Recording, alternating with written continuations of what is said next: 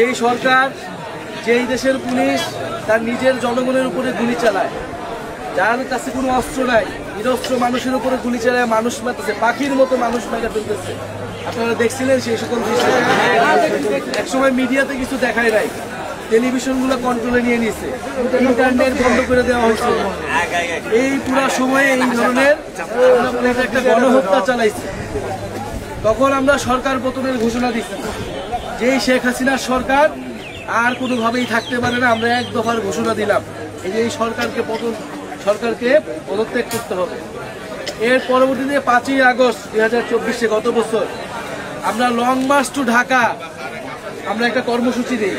আমরা সারা দেশের মানুষকে, ছাত্র জনতাকে আহ্বান করছি যে আপনারা সবাই ঢাকায় আসেন। এটা আমাদের চূড়ান্ত কর্মসূচি হবে। এই সরকারের বিরুদ্ধে আমাদের লড়াই করতে হবে।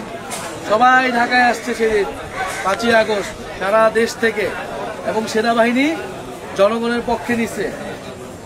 পরবর্তীতে গণভবন ঘেরাও করছে সব জনগণ মিলে, আপনারা দেখছিলেন। গণভবন, সংসদ ভবন সব ঘেরাও করছে। মানুষের এত ক্ষোভ ছিল, এবং কোটি কোটি মানুষ সেই যে গণভবনে গেছে। শেখ হাসিনা নিজের জীবন নিয়ে পালায় গেছে ভারতে। এরপরে এই অন্তর্বর্তী সরকার হয়েছে ডক্টর ইউনূসের নেতৃত্বে, এখনো সেই সরকার চলমান ছিল। আমাদের পরে ছাত্রদের থেকে আমরা 3 জন সেই সরকারে ছিলাম, যেই কারণে এই আন্দোলন হয়েছে, অভ্যুত্থান হয়েছে, সেই জিনিসগুলো যাতে সরকার পূরণ করতে পারে। তারপরে এক পর্যায়ে আমি সরকার থেকে বের হয়ে গেছি গত ফেব্রুয়ারি মাসে, কারণ আমাদের কাছে মনে হয়েছে যে সরকারে থাকার থেকেও মানুষের মধ্যে থাকাটা এই মুহূর্তে আমাদের জন্য বেশি দরকার। এবং আমরা একটা দল গঠন করছি, নতুন রাজনৈতিক দল। আমাদের দলের নাম হচ্ছে জাতীয় নাগরিক পার্টি, সংক্ষেপ হচ্ছে এনসিপি। এই এনসিপি মাত্র কয়েক মাস হয়েছে গঠিত হয়েছে, এবং এনসিপিতে বেশিরভাগই হচ্ছে আমাদের মতো বয়সের তরুণ, যারা ওই সময় আন্দোলন করছে, নেতৃত্ব তারাই। আবার বিভিন্ন বয়সের লোকেরাও আছে, বিদেশ থেকে অনেকে পড়াশোনা করছে, তারাও চলে আসছে আমাদের দলে। কারণ আমরা মনে করছি এই যে শেখ হাসিনার সরকার চলে গেল, এই যে এত মানুষ মারা গেল, এরপরে এই দেশটাকে অবশ্যই আমাদের নতুন করে তৈরি করতে হবে। আমাদের দেশের আগের যে এই সকল সমস্যা আমরা গত 15 বছর ধরে ফেস করছি, আপনাদের এই যে বিভিন্ন সমস্যার কথা বললেন, শিক্ষার সমস্যা, স্বাস্থ্যের সমস্যা, প্রশাসনের সমস্যা, দুর্নীতির সমস্যা, এগুলা চিরতরে বাংলাদেশ থেকে দূর করতে হবে। এগুলা কেবল এরকম না যে শেখ হাসিনা চলে গেল, আরেকজন এসে, আরেক দলের লোক এসে এগুলো করা শুরু করবে, এটা আমরা মাইনে নিব না। এগুলা কেউই করতে পারবে না, কোনো দলের লোকেরাই করতে পারবে না।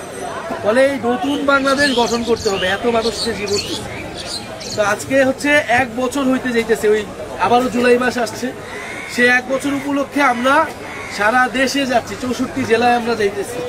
এবং আমরা একটা কর্মসূচি নামেছি দেশ গড়তে জুলাই পদযাত্রা। অর্থাৎ আমরা একটা পদযাত্রা করতেছি, হাঁটতেছি, পথসভা করতেছি, মানুষের সাথে কথা বলতেছি, এবং আমাদের দেশ গড়ার যে আহ্বান, যে নতুন দেশ লাগবে, নতুন বাংলাদেশ লাগবে, সেটা বলতেছি। এখানে অনেক আসার পরে অনেক মুক্তিযোদ্ধার সাথে আমাদের দেখা হয়েছে, যারা 71 সালে যুদ্ধ করছে। তার ফলে কি আমরা স্বাধীনতা পাইছি। আমরা মনে করি 24 আমাদের নতুন একটা স্বাধীনতা দিচ্ছে, নতুন একটা মুক্তি দিচ্ছে। এই স্বাধীনতাকেও আমাদের কি রক্ষা করতে হবে।